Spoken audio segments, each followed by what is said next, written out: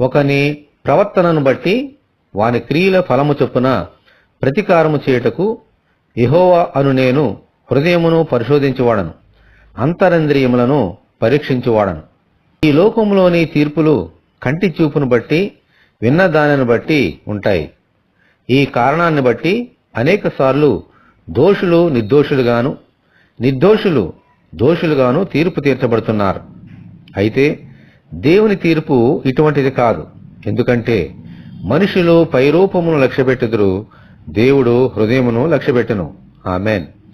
మన హృదయములో ఉన్న దానిని బట్టే ఆయన తీర్పు తీరుస్తారు. అందుకే మన అంతరంగములో, హృదయములో ఎల్లప్పుడూ సత్యము ఉండాలి.